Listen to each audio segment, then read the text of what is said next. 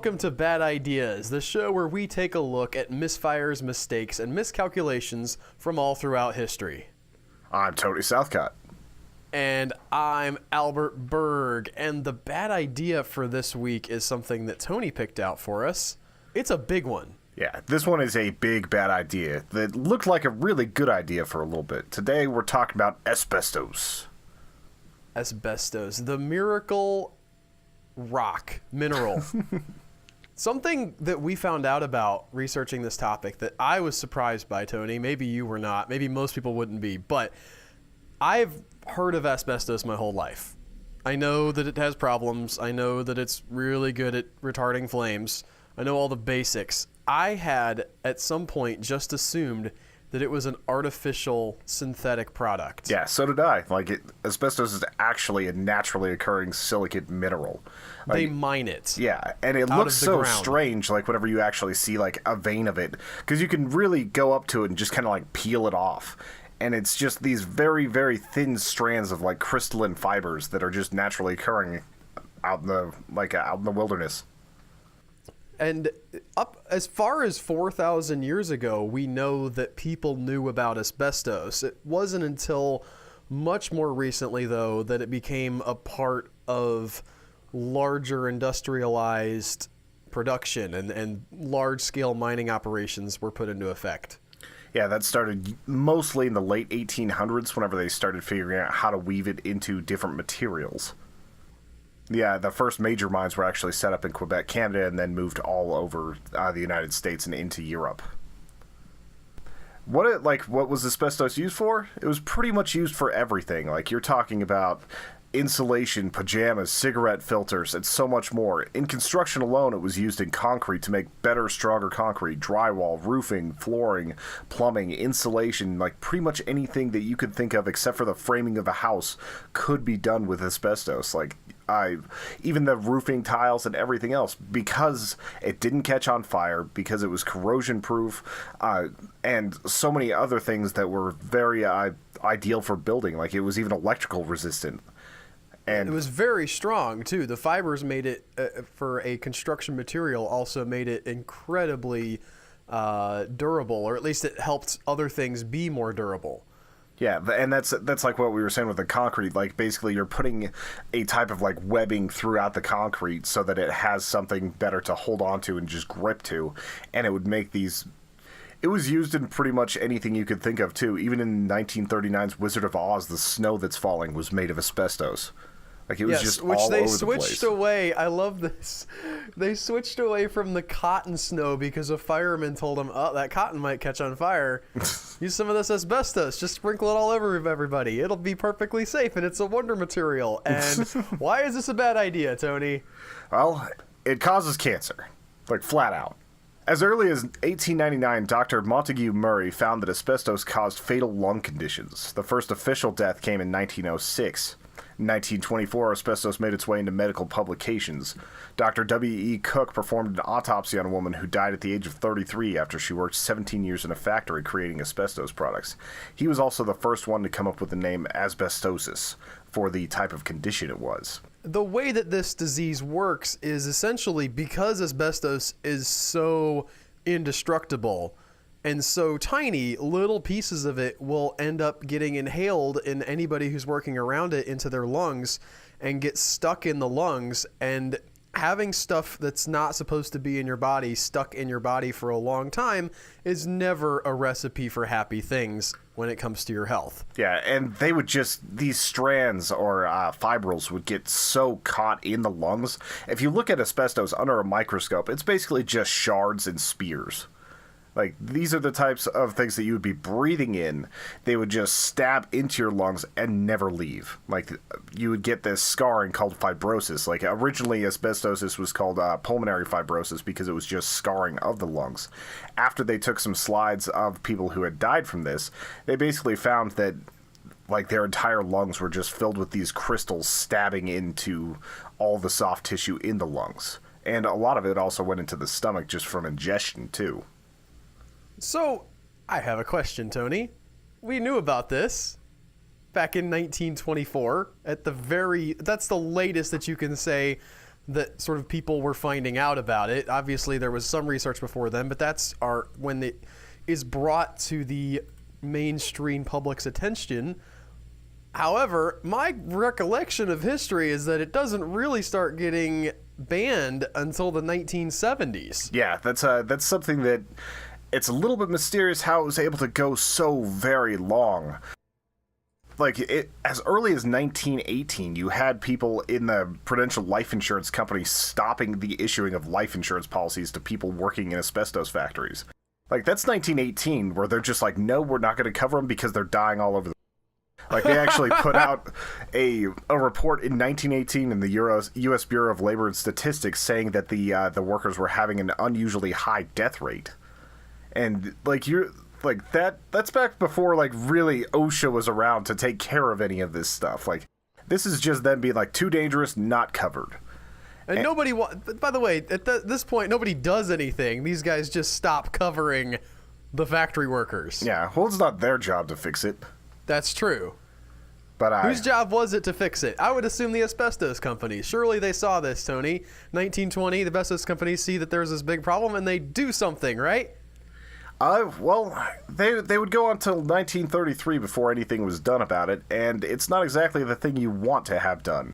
In 1933, the Denver-based Johns Manville Corp., which was one of the biggest manufacturers of asbestos products in the world, had 11 of their workers file a lawsuit against them, demanding compensation for the damage that they had done. Meeting secretly, the Johns Manville... Probably would have been a lot more if they hadn't all been being died off. Yeah, pretty much. And that's and we'll get to some numbers behind that here in a little bit.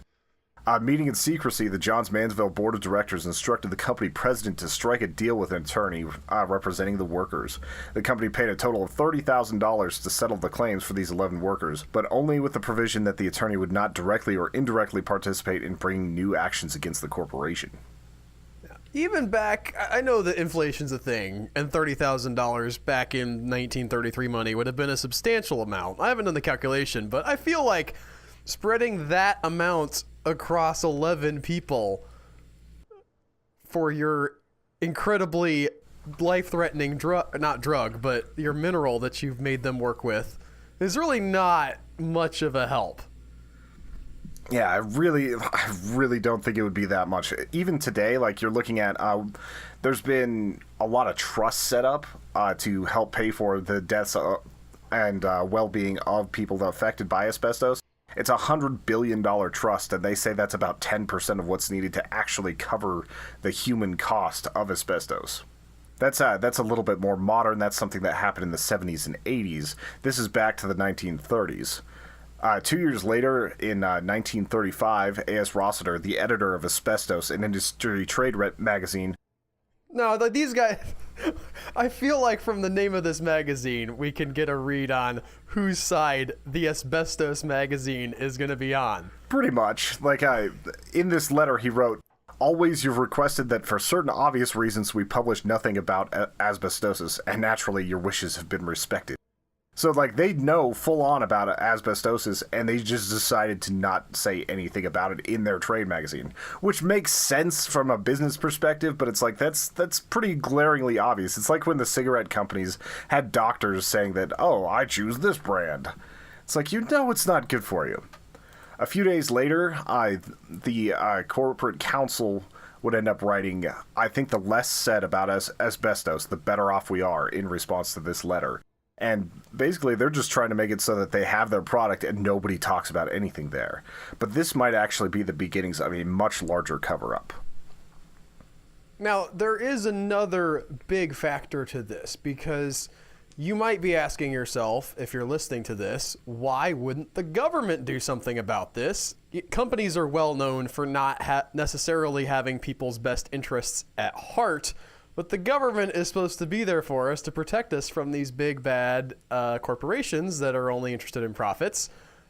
What did they do to stop the spread of asbestos in the 1930s and 40s, Tony? They decided to use millions of tons of it.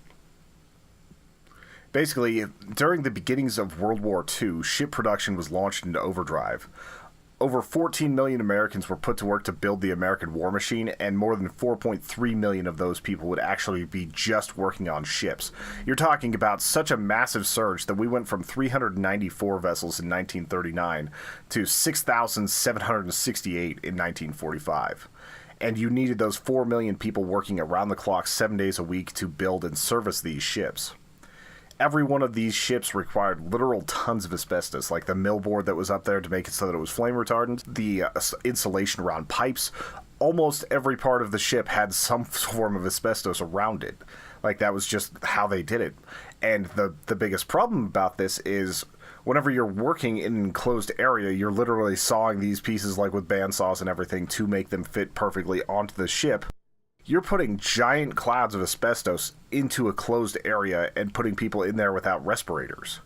Now, it wasn't that they didn't entirely know that there were some problems there. Like, back in the 1930s, the Navy had set up guidebooks for using respirators and other means to protect the lungs. But due to the demand and size of the workplace and the speed at which these ships had to be built, workforce regulations were not really abided by. We had to win the war, Tony. We had to save all those lives. You don't understand. And that's the an men assertion. who were going to go over there and fight could die. That's actually an assertion that the government would later make, that there was no way to win the war without putting these people's lives at risk. That they were basically putting themselves in a similar spot as frontline soldiers. And how many of these people who worked on the ships died? Well, imagine it this way. Like, I didn't get a full-on actual number for this because it's a little bit weird with asbestosis, because it can cause so many other problems that don't get put on like a death certificate. If you were to go to World War II as a serviceman, 18 in every 1,000 people that went over there ended up killed. The people working on the docks, 14 in 1,000 ended up dying directly of asbestosis. And I would imagine that back home you probably had a lot more women working, because that was a big deal in World War II. Because we don't want to send those people to the front lines, but we can keep them back home where it's safe and the government will protect them from bad things. And on top of this, like, one of the main concerns about asbestos is that it wasn't just the people working at the factories. It was the fact that they would go home and their clothes would be covered in asbestos, and it would infect the families back at home. Like, somebody would just pats the asbestos off of a coat, and all of a sudden you're putting literal millions of asbestos particles into the air. It's a weird substance because it is so light that it actually floats on air for hours at a time. So you go home, you do your laundry, all of a sudden you've just put that all into the air for your kids to breathe, for you to breathe.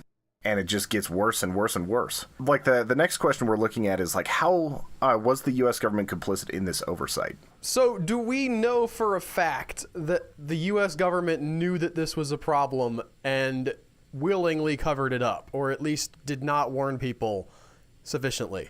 There's some definite evidence of this, especially because the Navy did have people in charge of the well-being for soldiers, for people working in the shipyards, for everything else.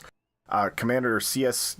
Stevenson, the Navy's Surgeon General and Chief Officer of Preventative Medicine, wrote of the asbestos workers in shipyards, "I'm certain that we're not protecting the men as we should." By 1943, they set some new ventilation standards that were added to naval shipyards, but the production far outstripped these, and they weren't able to get these ventilation standards out in time to actually do anything. Basically, this led to a lot of back and forth between the government and asbestos manufacturers and corporations, saying that the executives of these corporations didn't properly warn the U.S. government of the dangers of asbestos, and the asbestos makers saying, well, you didn't follow your own standards, so how can we be culpable for this? And that wasn't really anything that ever got entirely resolved. Later, a long time later, actually, whenever they were starting to put these court cases together, which currently there's, I think, 8,000 different cases with 75,000 different claimants right now, like, as of this moment, going for asbestos claims. But in this particular case, Dr. Leonard Goldwater, a naval industrial health officer during World War II, testified in 1988 that the Navy could have built ships during the war in ways that would have minimized health risks, that they just didn't put the time into making it. For all of those thousands, if not hundreds of thousands of lives lost in the war production, do we consider them casualties, or are they just the result of incompetence? I'd say it's probably a little bit of both. Whenever you're putting out that many people and you're asking for sacrifice from soldiers overseas, and you're trying to build this giant war machine, Like, there's going to be some things that don't quite work out well. But I feel like they could have, even if they would have gotten these people proper respirators, like, there probably would have been half as many deaths as could have happened.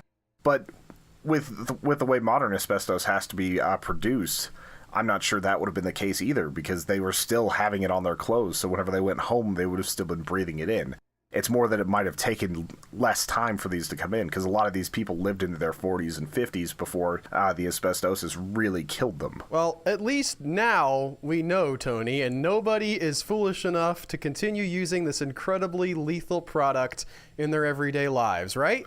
Well, that's where it gets a little bit weird. First, let's go to Russia. All right. Everybody loves going to Russia these days. I mean, there were several meetings that could have happened there. Anyway. No, they came over here for those, Tony.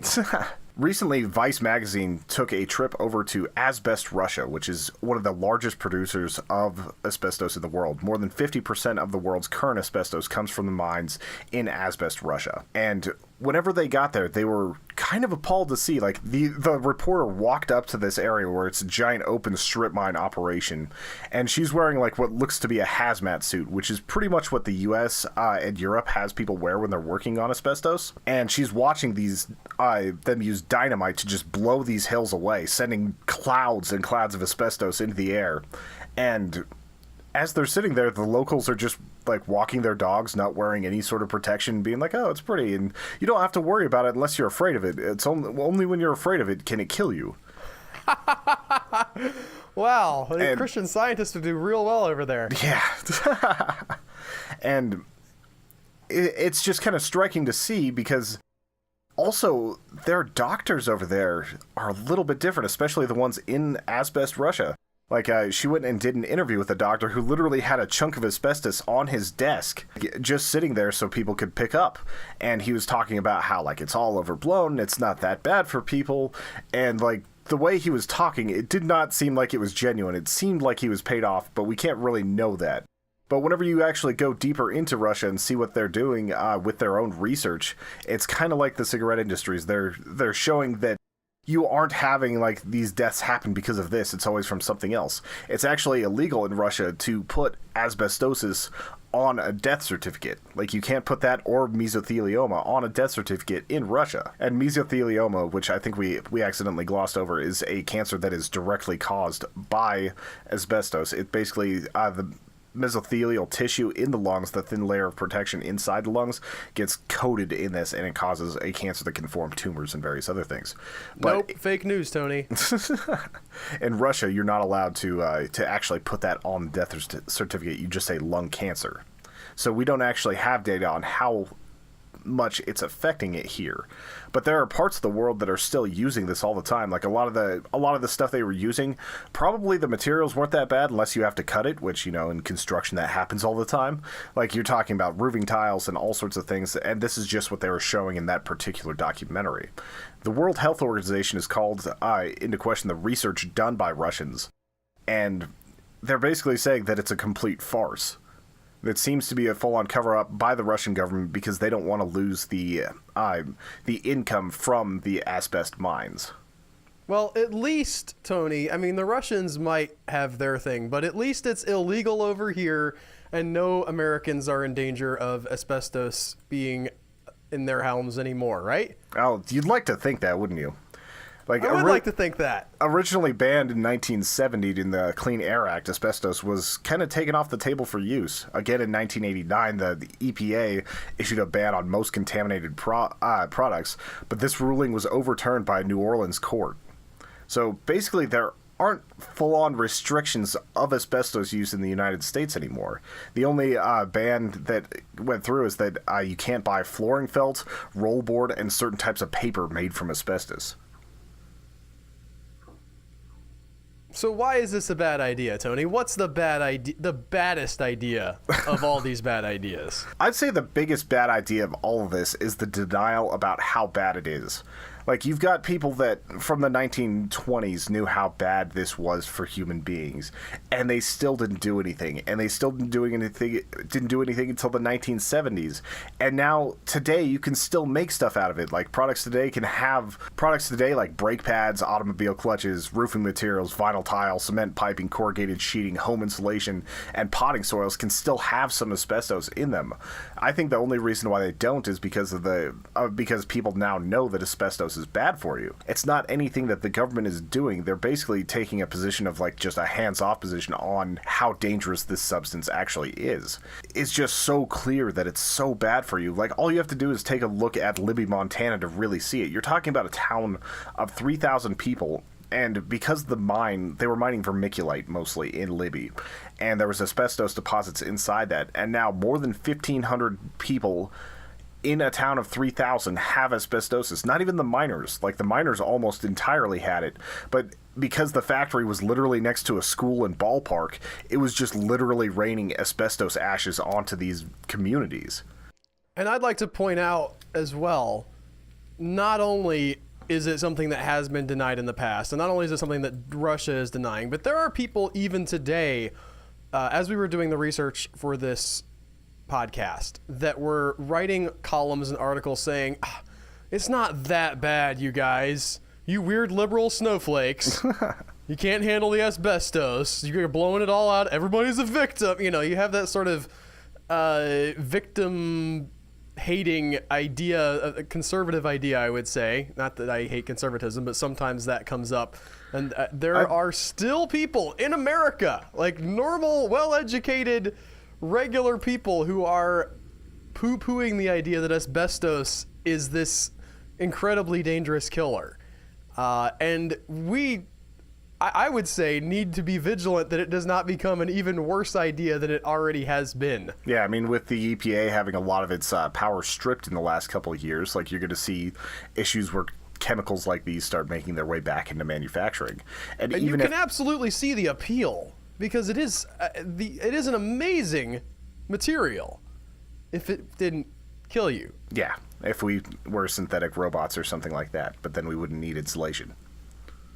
Well, we need electrical insulation, Tony. That's true. That's very true. Well, I think that will wrap it up for this week. Kind of a bummer, Tony. Yeah, this was a downer episode. We're going to try to bring something a little more lighthearted to you guys in about 2 weeks. We haven't decided fully what the topic's going to be, but we got a whole list. Also, if you have ideas that you think would be good for the Bad Ideas podcast, send them to badideasshow@gmail.com. We'll definitely take a look at those and see if it fits the criteria. And don't forget, we always want to close with this. Many times, good ideas can look like bad ideas, and bad ideas can look like good ideas. And sometimes the only way to tell the difference is to try. Just don't try any asbestos. Yeah, let's skip over that. That's one. been tried. We figured it out, guys. Let's do different ones. Let's do new bad ideas now. Yes. Fail hard, but not quite as hard as asbestos. Fail forward. Yes. All right, this has been a production of Human Echoes. If you liked it, check out humanechoes.com or our Patreon page. Look at becoming a member, support this show, and I hope you guys have an awesome week. Bye, guys.